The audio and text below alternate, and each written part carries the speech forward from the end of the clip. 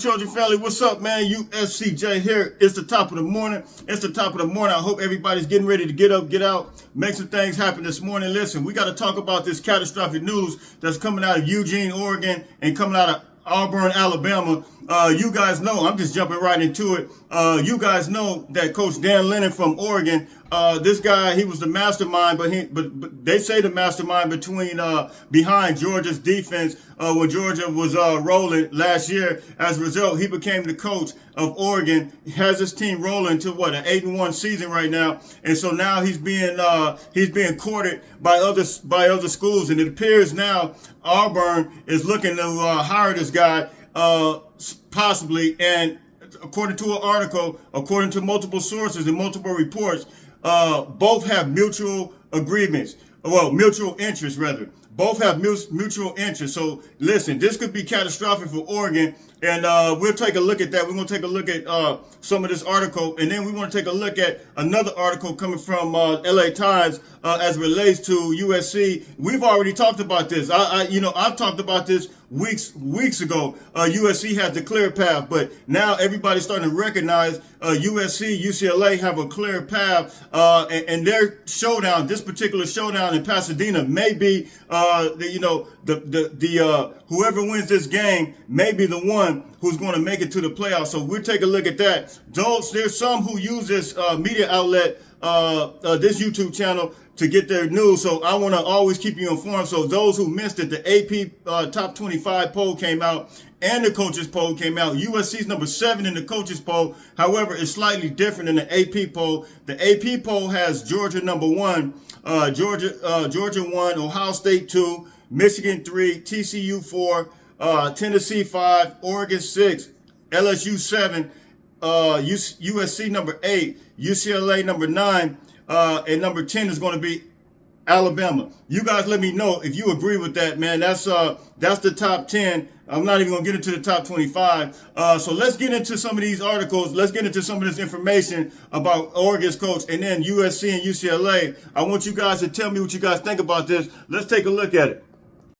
And look, it says here, after upset Saturday, USC and UCLA are both have a clear path to the college football playoff. And look, man, it's funny because they got this picture here of St. Nick on the front, and St. Nick, he looked like they call him St. Nick, but he looked like he's absolutely just infuriated right now for what's taking place. Nick hadn't been in this position. I mean, you can't even tell tell us the last time that Nick Saban has been in this type of position. Since he's been a major big time factor in the college football playoff arena. He's won championships. He's done all these different things, and now Nick is taking a back seat to USC and UCLA in Oregon, if you will.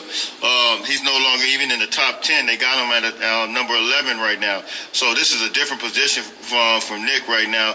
And so now the article talks about the winner of USC, UCLA football game will control its own destiny. You guys know as well as have a viable path to the college football playoff. But you guys know that USC and UCLA, of course, it's more just, the rivalry type of thing. They're going to get up anyway. But this right here, it adds that extra.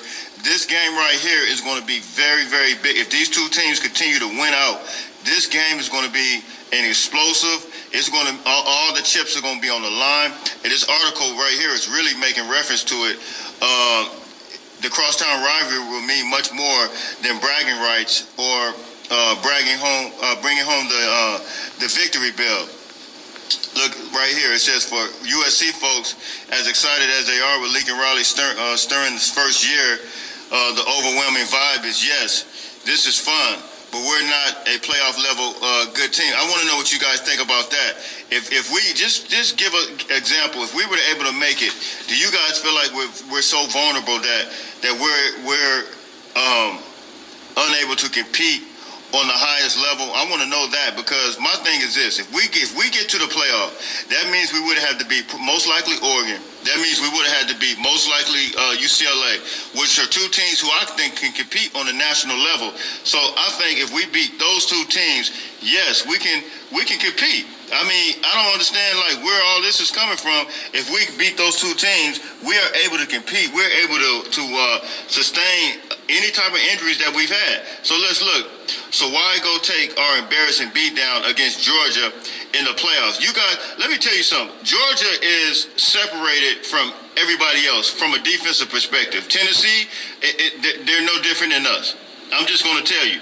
Tennessee, I mean, you got to look at these teams. Georgia is playing on another level when it comes to defense. So, of course, they want to put Georgia in there. So, and I guess they suggested, because the Pac-12, a one-loss Pac-12 team, and everything still has to play out. A one-loss Pac-12 team will ultimately play the number one seed. 4 against the number 1. That's how I guess they're looking at it. But this thing still has to play out, because if they decide to put 2 SEC teams in there, we just have to see. And so it says Georgia in the playoff semifinal when we could possibly win a meaningless New Year's 6 bowl game. Caleb Williams will be back. So why do we have to wait for Caleb Williams to come back? If we have an opportunity, why not go now for an opportunity to see exactly what we got? It says, for UCLA faithful, as encouraged as they are by Chip Kelly's culture suddenly clicking into place, the feeling is there's no way we truly deserve these legitimate football hopes. Man, these people, I don't understand. Listen, we need to wake up. From both sides, we have to realize, listen, we can compete. You had teams like Clemson lose. You had all these teams that lose. USC and UCLA both can compete. And I believe, as this article is saying, some of the language within this article, I don't necessarily agree with, but I believe what some of this article is saying, I believe USC and UCLA have a real opportunity, and they're both playing, I know from an offensive perspective, at a high level. Listen, UCLA's not playing all that great at defensive. From a defensive perspective, if you watch, I watched the game, I watched some highlights, I sent them to a couple people.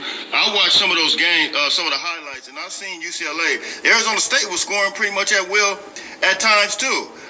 So we can't just, and then I'm not impressed with Ohio State. I'm not impressed. Look, it says the winner of Ohio State, Michigan, and Columbus on November 26th, that's going to be a big factor as well. Now listen, isn't this very interesting?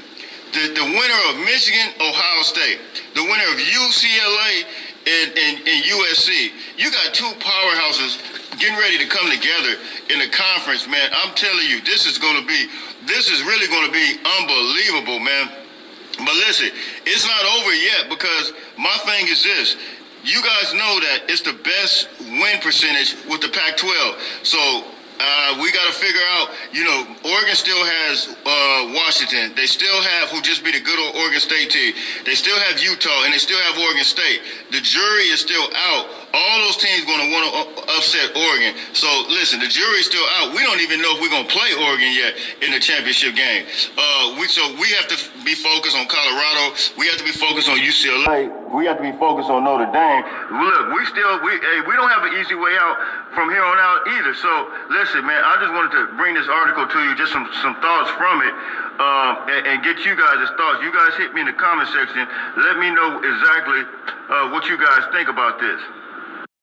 So I'm not going to, this is from Sports Illustrated. I'm not going to dwell on this too much, but apparently the Oregon coach already, Dan Lanning, you guys know he was just hired this past season from Georgia defensive coordinator, and he is actually the head coach now at the University of Oregon. And now multiple sources, I've seen this on multiple sources now confirming, and it says it here, our sources have confirmed that there is mutual interest between Auburn and Dan Lanning, who is 9 games into the season. And wow, wouldn't that be, you see at the bottom, sportsillustrated.com, si.com. So both are now interested. The head coach, Dan Lanning's interested, and Auburn's interested. Now, isn't this interesting? Because this is letting you know that Oregon's more of a stepping stone job. They're kind of making that clear now. and his interest as well, because it's only you're limited as to what you can do at Oregon, and see the uncertainty with the conference realignment.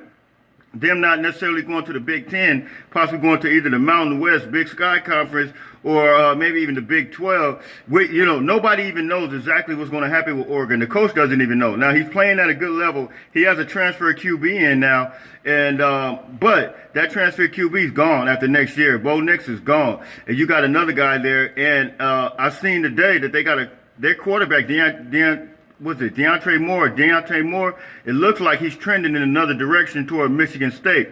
So this guy may be trying to ease out of there, given the fact that he's losing some talent. And look, he has more resources. He can get more talent at Auburn University, and he can get more money at Auburn University. And he's going to be secure a good conference, which is the SEC. And so listen, this doesn't surprise me at all that Dan Lanning is looking to possibly leave. This was more for him, a stepping stone job, and he's doing a good job his first year. And listen, we've seen this now. We've seen Mario Cristobal do this. We've seen Willie Taggart. Willie Taggart was out South Florida.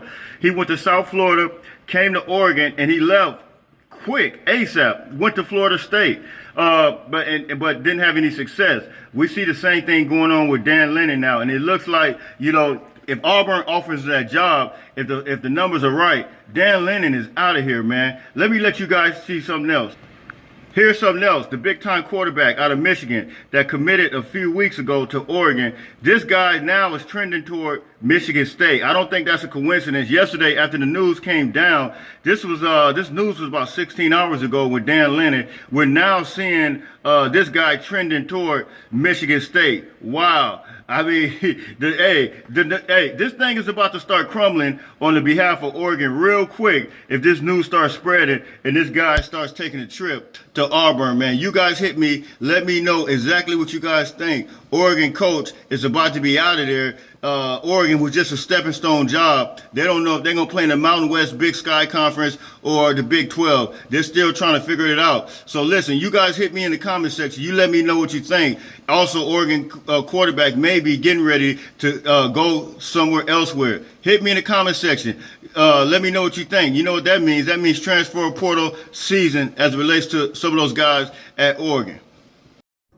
All right, so those are the two stories, man. Listen, you guys hit me in the comment section. You let me know. Is Oregon about to be lost in the sauce as it relates to their coach being gone, man? We've seen this done before from Oregon coaches, man. Those who came from other locations to coach Oregon. Now we're starting to see this trend once again. And coincidentally, this job came open, and this Auburn job came open, and it looks like it's attracting the Oregon coach, Dan Lanning, man. You guys hit me in the comment section. Then what do you guys think? Do you think that USC and UCLA, this is going to be the showdown? Because it's not over for Oregon either. As it relates to their schedule, they gotta play each other they gotta play within their schedule rather, and kind of compete and deal with that. So listen, you guys hit me in the comment section. Until tomorrow, man. Listen, you guys know as well, tomorrow the college football actual playoff will be coming out. And we will deal with that. So listen, till tomorrow, listen, everybody continues to stay blessed and fight on, fight on, fight on.